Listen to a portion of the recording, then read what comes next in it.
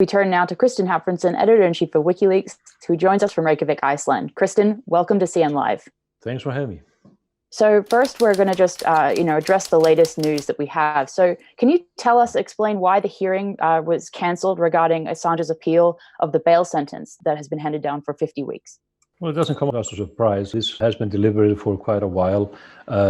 Julian and the lawyers came to the conclusion that the benefit of actually trying to fight this would be minimal, even if it be won. It will take time and it will take resources and focus from the big issue, which is fighting the extradition. And he would, even if he would win this case in the appeal, he would still be held in remand. There's an opportunity in October, after 25 weeks of the 50, to get into better conditions out of Belmarsh prison. So it would be basically a waste of resources under the circumstances. So it doesn't come as a surprise. I knew that for quite a while that would be the case. But it doesn't take the focus from the fact that this is an outrageous sentence for a minor conviction under UK law, which usually is settled with a fine or a small sentence. The damage, which is huge, though, because he is placed under circumstances where it is impossible for him to properly prepare for the defense against the extradition request, which is due in court in late February. Absolutely. So speaking of his preparation for that defense, what access to Julian Assange are his lawyers able to have? Are they able to get proper access to him now? And if we can ask, how is his health? Because we haven't heard a lot since the reports that he was transferred to the medical ward of Belmarsh prison. He's still in the medical ward, but I saw him a couple of weeks ago when I was in London. He has stabilized somewhat, so he's in a better condition than before. It is not ideal, but I hope it will improve. Concerning the lawyers, they have increased access now to him. It's getting better. It took a while to get the communication between the lawyers and him in the prison into a proper manner for everything to continue in the preparation. But the worst thing is that he does not himself have access to a computer, the internet, and he's not aware of what is going on in the world, which is an important factor in preparing for the extradition hearing. You can see all the bias that is going on in the media and around him, and he is constantly asking for those information, but it's hard to get that information to him so he can fathom what he's up against in reality. Absolutely. Do you have any comment on the video that we saw a number of weeks ago that was leaked from Belmarsh prison? There was a lot of confusion about what the source could have been, what to make of that video. Do you have any comment on that at all? Well, not really. I'm not really quite clear on what it was all about, whether it was a guard or another inmate with a contraband phone, or what the person's intentions were in reality. So I was a bit skeptical, and it doesn't seem that Julian was aware of this. Whether it was just an attempt to get some extra cash, or whether it was actually genuinely an approach to support him in some manner, I'm not sure. But that's all I can say about it, because I don't know the details. And if it was a contraband phone, I'm pretty certain that everything has been turned upside down and it had been confiscated. Kristinn, it's Joe Loria here and outside Washington. Thanks for joining us. Let's turn to that CNN story for a minute.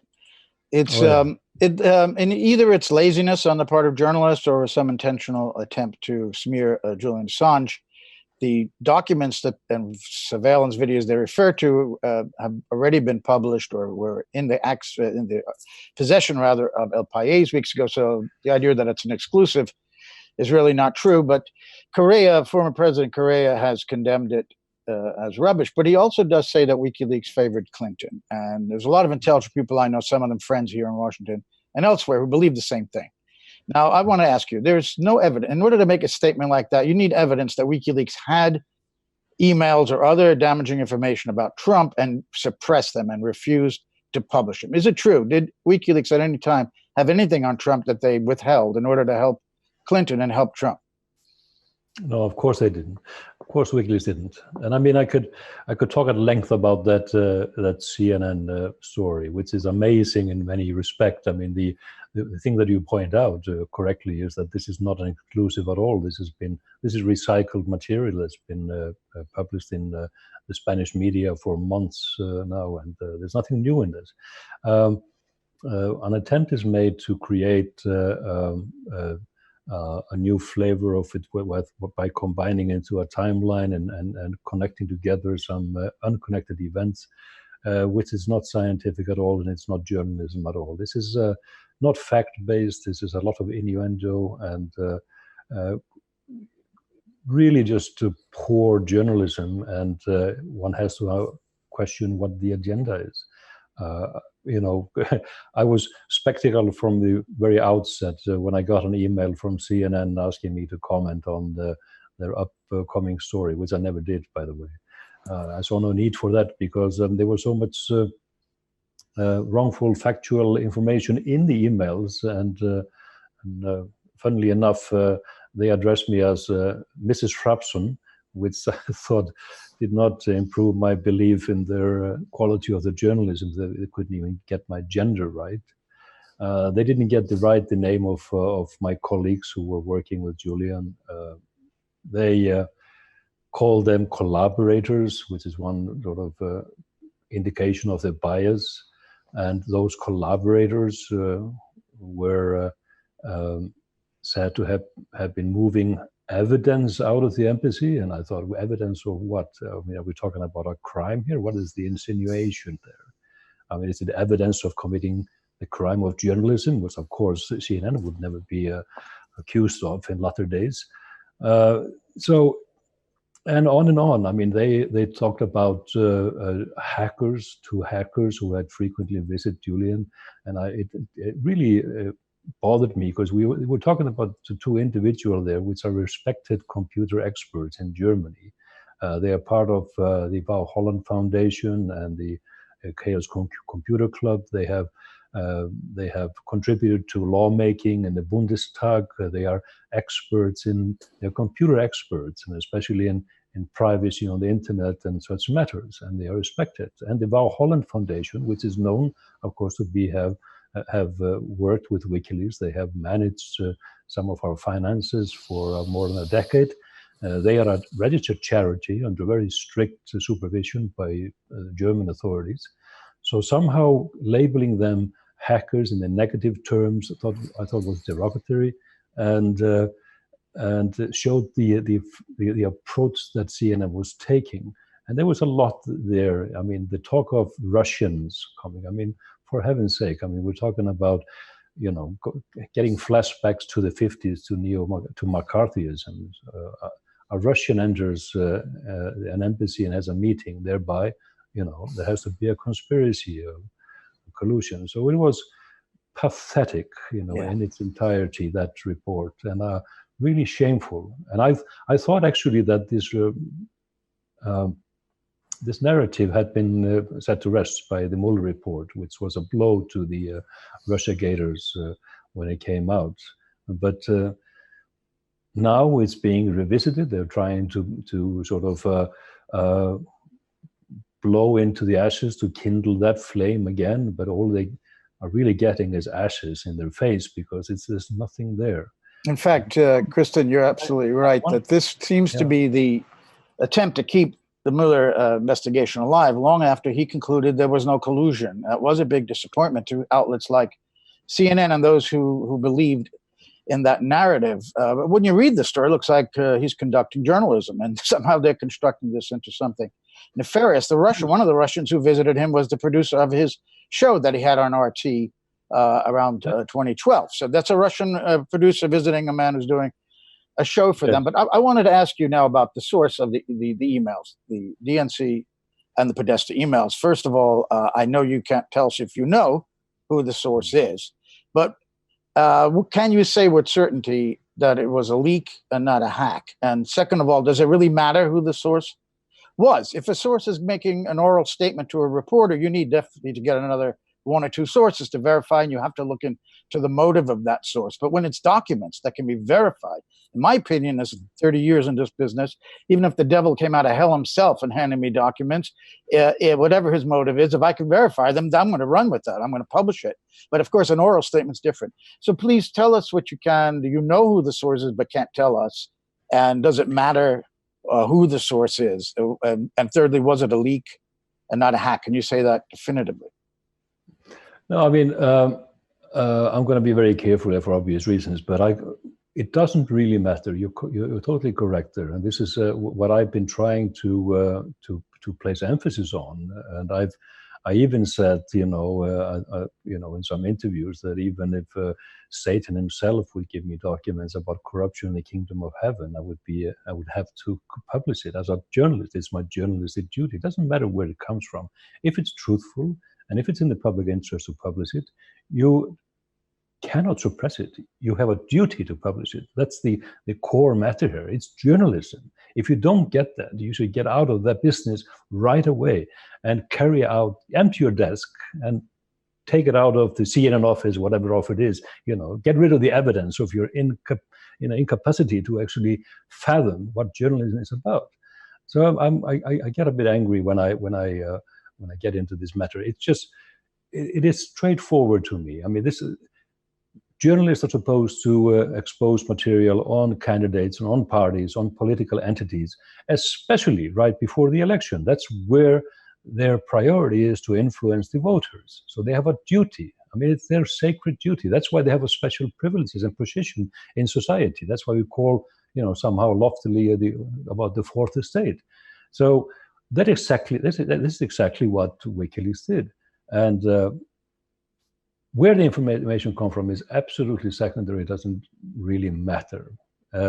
Julian himself has said publicly that this was not Russian, not a state actor. And let's stick to that. What was it, a leak, not a hack? Can you comment on that? How the emails were obtained? No, I mean, the WikiLeaks obtained this information and got the information and published it. That's the end of the story. And I just want to raise some issue here which might be of interest. There is a possibility, and also I'm not saying it's a fact in this case, but it's often in many other cases where information actually come from more than one source. And that is a scenario that was totally left out in the Mueller report and in most reporting about 2016. So that is something to keep in mind when people are criticizing or evaluating the scenario there. You talk about Rafael Correa, and I have respect for Correa for many things. He's done very good things, but he's not a journalist. He doesn't understand the core values of journalism that I just was emphasizing earlier. It's not a question of whether you have to wait to have a balanced information on two parties or all parties before you publish anything. That's not how it works. That's like, demanding that those who had the Access Hollywood tape, where Trump was talking, in his manner that everybody knows of about women, should not have been published unless that media organization would have something on Clinton. It just doesn't make sense. That's not how it works. It's the entirety of journalism working together. They publish what they have, and they do their best to inform the electorate.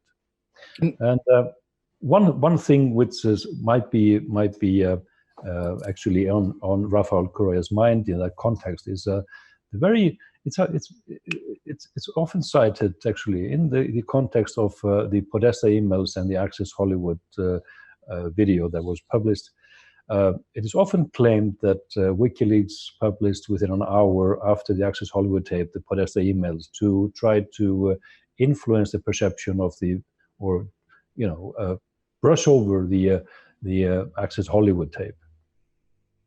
Now, this is in the Mueller report. This is what Hillary Clinton has claimed. This is what the DNC people have claimed, and all the liberal media in the US. There is a proof that this is not the case, because this was published in collaboration with mainstream media. And one journalist has stepped forward and said, this is wrong, because I was working on this material, and the date and time was set, 24 hours prior to the publication of the Podesta material. So it wasn't just, rushing through and clicking a button and put something online.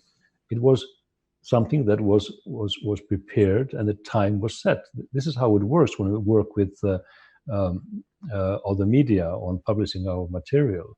And in this case, the journalist from La Repubblica in Italy, a very respected journalist, Stefania Morizzi, has gone, on record saying, this was not just a rush decision, because I knew exactly the day before, the hour, and when it should be published, because we had to coordinate.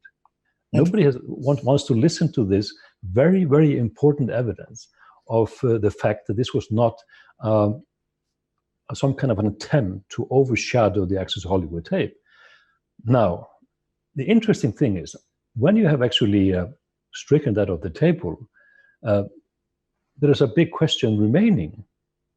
Was this a huge coincidence that these very important material on Trump and the Clintons was published within an hour?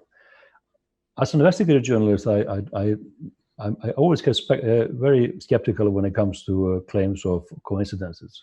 So could it be the other way around, that actually there was a knowledge that WikiLeaks was just about to publish this, and the Access Hollywood tape was published as a reaction by front-running it an hour before? It's an interesting question. I'm not claiming it's the case, but it certainly is an interesting question to look into. And but no journalist yet wants to go there, because it might actually reveal some uncomfortable truth.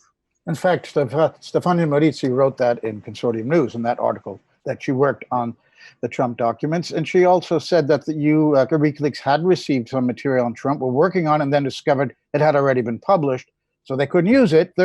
Secondly, in the film Risk, you hear Julian Assange say on the phone that we just received some interesting emails on Hillary Clinton. Unfortunately, we don't have anything on Trump yet. So it seemed like he wanted to get something and couldn't. And I might add that Trump was an open book to those who say that only dirt on Clinton was revealed. He was out there saying most outrageous things. We knew what kind of a person he was: the homophobe, the misogynist, and the racist that he turned out to be was becoming clear during his campaign.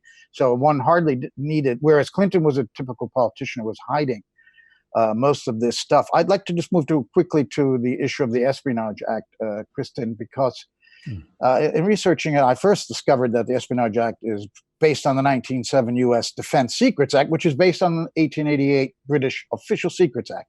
So even Daniel Ellsberger said we don't have an Official Secrets Act in the U.S., but in fact, the provenance of the Espionage Act is the British Official Secrets Act. And until now, there had been only 2 presidents who tried to prosecute reporters for Section E of that act, which is possession, dissemination of classified information. There had been earlier prosecutions around the First World War when the act was passed about impeding the draft. But on Section E, which is purely about holding, possessing, unauthorized possession of classified information publication, FDR tried and dropped a case during the war, and Nixon tried to prosecute 2 New York Times reporters during the Pentagon Papers case, and even impounded a grand jury in Boston, and that failed.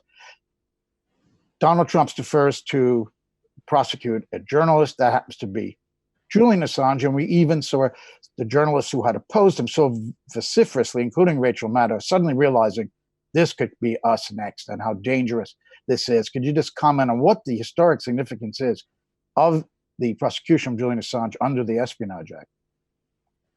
I mean, it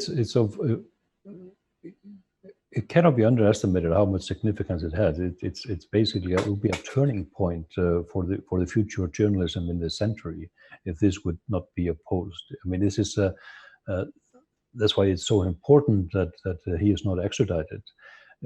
Journalists are, yes, you even mentioned Rachel Maddow, and others have actually even seen the light there, which is about time, and how dangerous this is. We're getting into such dangerous territory that we're attacking the basic foundation of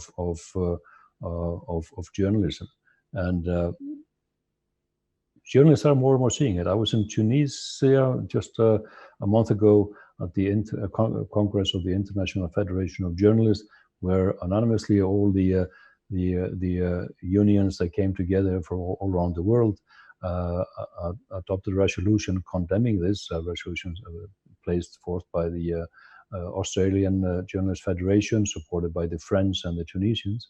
And I could see there and sense there that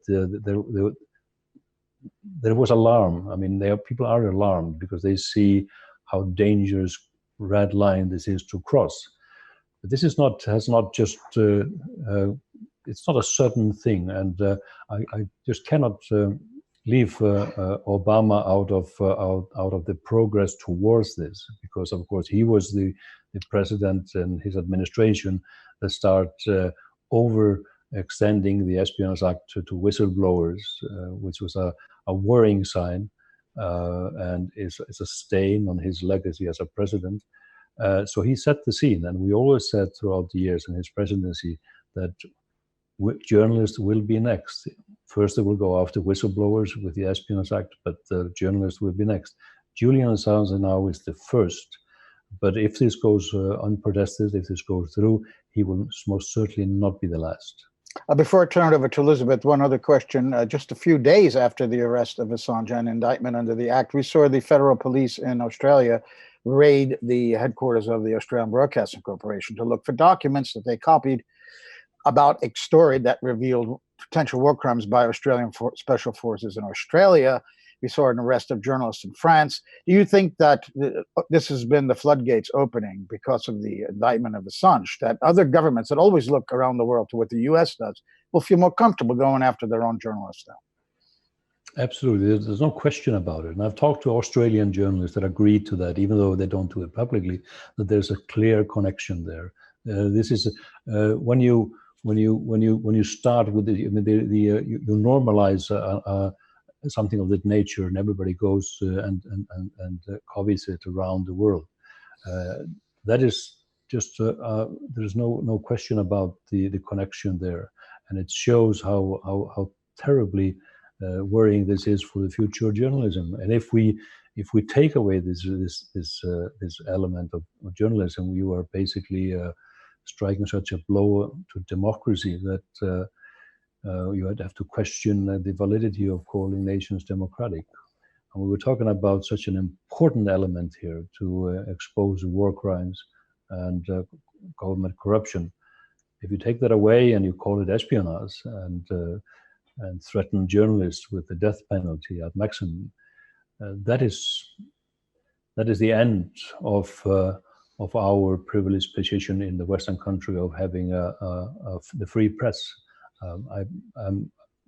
I painted in such serious colors because that's the truth. Indeed, the Espionage Act indictment, if you read it, just describes investigative journalism. The founder of our website, Robert Perry, said that he often encouraged his sources to commit a crime if necessary, to reveal information that would expose a larger crime, such as potential war crimes. So the indictment describes journalism protecting a source and encouraging them to give information. Elizabeth. Absolutely. I'd like to return to 2016 to ask about the fact that we know that Assange said in June of 2016 that WikiLeaks had Clinton emails in its possession, but we see in the Mueller report that which claims that in July, Goose for Two and DC Leaks, which the Mueller report also claims are Russian fronts for the GRU, sent the documents as a file through an intermediary. So can you just talk for a moment about that contradiction and what that says about the Mueller report in a larger sense? Well, I've been hesitant in talking about the Mueller report because I haven't seen the Mueller report. The document is so heavily redacted that it's hard to read to actually make a full assessment of it. So, but there are inconsistencies there, which weakens the report dramatically. I mentioned one actually, which was concerning the publication of the Podesta emails and the timing of it. There are others, as you point out, and I'm sure in due course we will get the full access, and you can actually digest and to dissect it in entirety. But I mean, the end of the day, this was such a blow to the Russiagators that it was almost comical to watch how the liberal media tried to fathom the betrayal of Mueller, and I wonder if the next step will be to undermine him, actually, which would be a ridiculous turnaround from the time when there was such a belief in him that he was almost held as a saint in liberal circles. Absolutely, Joe. Yes, well, we wanted to thank you for joining us. I just wanted to add on that Hollywood access issue, I believe, if I'm not wrong, that NBC was criticized for holding on to that for weeks, if not a year, before they actually published it. So they also were suppressing that until the optimum moment before the election. So, but that's conveniently forgotten. And WikiLeaks is again, seem to be holding the bag here and criticized. And the CNN report is clearly quite an extraordinary development in looking at the fact that there is no collusion. That story should be dying.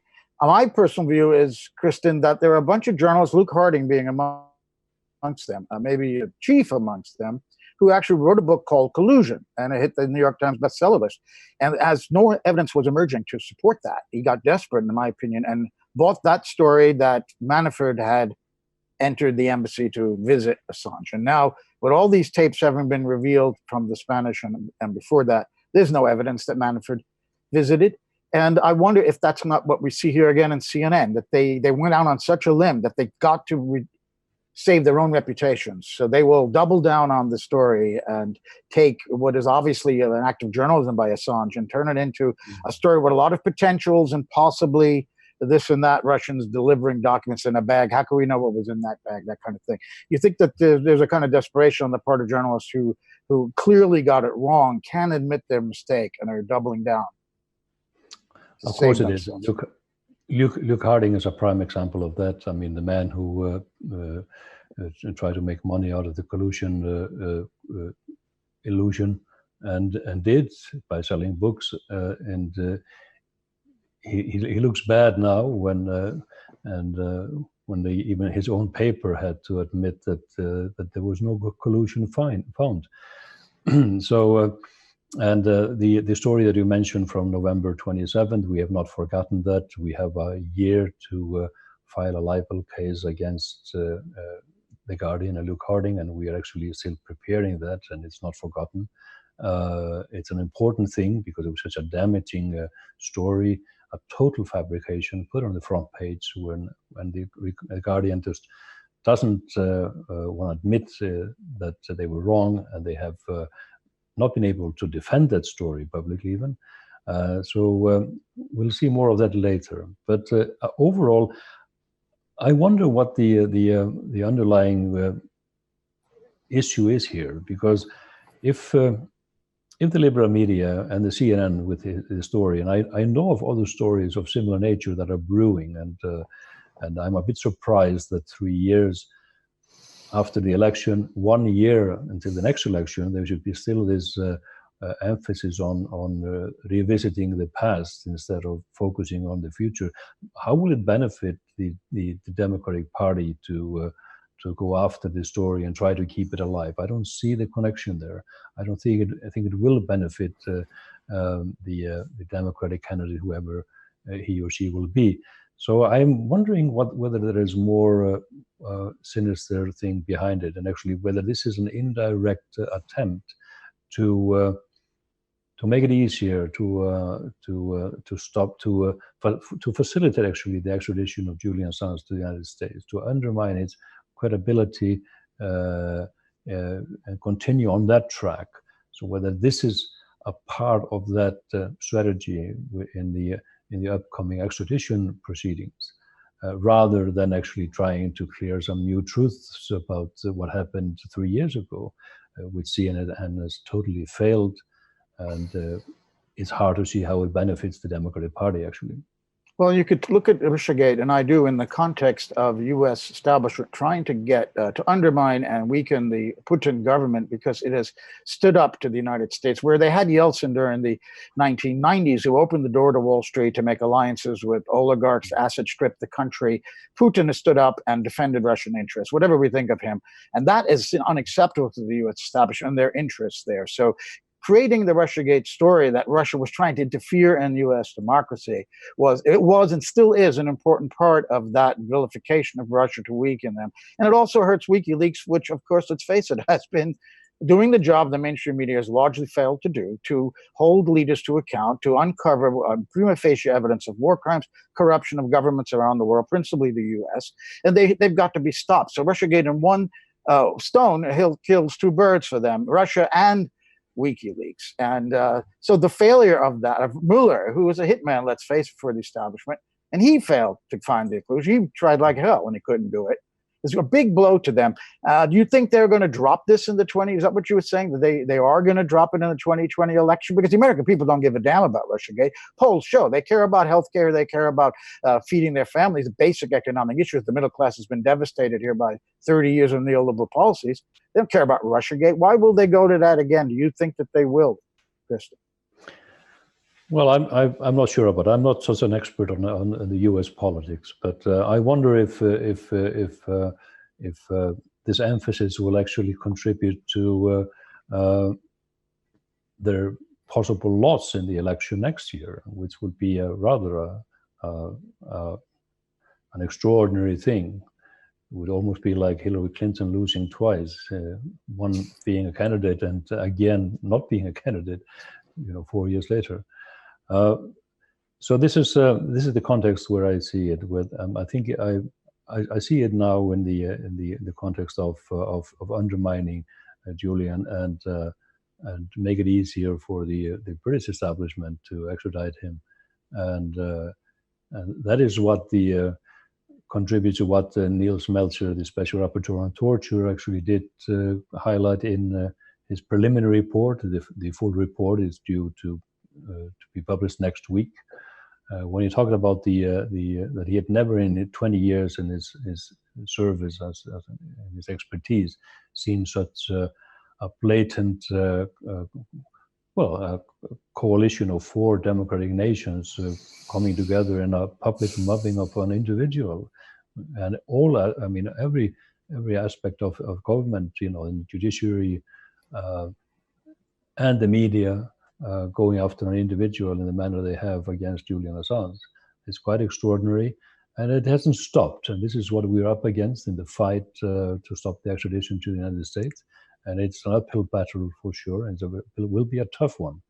But we still hope that enough people will come around and decide to be on the right side of history. Do you think it matters who the next prime minister will be, whether Hunt or Johnson, in terms of the home minister that he appoints in the extradition? Well, I'm not so sure about it. We actually know where we have Hunt for sure. I mean, he has come out very, unconditionally that he welcomed the arrest of Julian Assange and told actually American media the day before Trump visited London that he would in no manner stand in the way of extraditing him. So we know we have him. Boris Johnson is a figure that is hard to understand which direction he will go, but they are both conservatives, and we're not too optimistic about either of those individuals. Yeah, well, maybe Johnson will get up on the wrong side of the bed one day and say, "Let him go. We don't want him." We never know. I mean, he's unpredictable, a very unpredictable individual. But at least Jeremy Hunt is. We know we know what kind of person he is and where he stands on the issue. Kristinn, before we let you go, in your London press conference, and the day before, I believe, Julian was arrested, you mentioned about the surveillance, the extortion attempt against WikiLeaks, that you were working to find out how those tapes got from either the Ecuadorian government or the Spanish contractor into the hands of these criminals. Can you shed any light on that question right now? No, of course, but I think it has been now fairly well established that the security companies who were working in the Ecuadorian embassy have been disseminating this information in some manner. At least they have lost control of it, because that's been pushed around in the media and CNN latest. We always suspected the security companies to not be too reliable, and I always thought it was extraordinary that a sovereign nation would hire a security company from a third country to actually oversee their security in a diplomatic compound. And they were not professional, the individuals there. Some of them were hostile from the outset. There were some confrontations with them, as it's reported, and it's truth. Even though the spirit was pretty good between Julian and the staff and the diplomatic staff in the embassy. So it is actually for the Spanish police to find out, and they are investigating. It's part of the ongoing investigation and charges against the extortionists, how they got their hands on the material and where it actually came from. Well, thank you, Kristinn. Elizabeth? Thank you so much. Really appreciate you joining us. Thank you. All the best to you.